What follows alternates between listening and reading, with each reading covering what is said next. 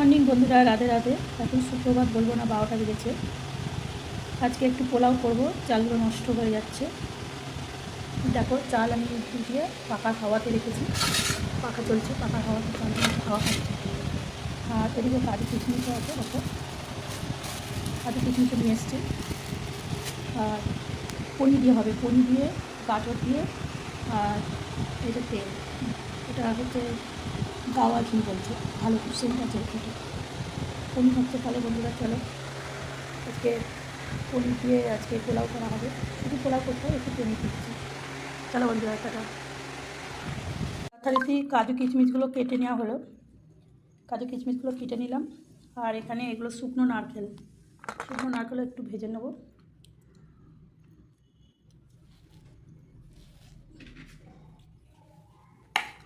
আর গাজর কেটে রেখেছি, আর লঙ্কা কাটবো। একটু 1 চিমটি হলুদ দিলাম, এতে একটু হলুদ মাখিয়ে আর একটু পাকার ফলে রাখবো। শুকিয়ে গেছে চালটা পাকার হাওয়াতে, হলুদ মাখিয়ে রাখলাম। এবার একটু দুধ করব গরম জল করে, যেহেতু আমার লিকুইড গরুর দুধ নেই। আলুটা ভাজা হচ্ছে, প্যাকেট সবজিগুলো সব ভেজে নেবো। পনিরটা ভাজা হচ্ছে, পনিরটা ভেজে গরম জলে একটু চাপা দিয়ে রাখবো, যাতে দিকে আলুটা ভাজা হয়ে গেল। পনিরটা গরম জলে একটু ভিজে রাখলাম, চাপা দিয়ে রাখবো। এবার আলুগুলো ছেড়ে দেবো। যাতে এতে আমি খাবার তেলে ভাজছি, দিয়ে ভাজবো না। একটু নুন দিয়ে দিলাম। আর কাজু কিশমিশটা আমি দিয়ে ভাজবো। দেখো বন্ধুরা, এই ঘিটা ঢেলে দেবো।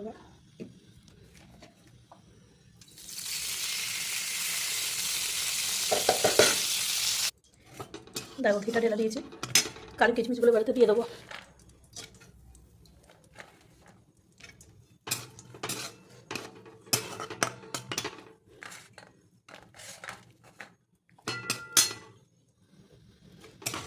যথারীতি কাজু কিশমিশগুলো ভাজা হয়ে গেল, নারকেলগুলো। এবার এর মধ্যে সেই ঘিটার মধ্যে হলুদ চাল মাখানো যে ছিল, সেই গোবিন্দভোগ চালটা হলুদ দিয়ে মাখিয়ে রেখেছিলাম, শুকনো করে রেখেছিলাম পাকার হাওয়াতে, সেই চালটা আমি যথারীতি ভেজে ফেললাম। এবার 2 কাপ চালে আমি 4 কাপ দুধ দেবো। দুধটা ফুটন্ত গরম জলে আমি লিকুইড করেছি। চালটা যথারীতি ভাজা হয়ে গেল ঘিয়েতে। এবার আমি গরম মশলাটা ভাজতে ভুলে গেছিলাম, প্রথম ঘি যখন গরম করলাম গরম মশলা দেওয়া উচিত ছিল। তা চালটা যথারীতি গরম ঘিয়ে ভেজে ফেলেছি তাড়াতাড়ি করে। দেখো চালগুলো সরিয়ে নিচ্ছি, চালগুলো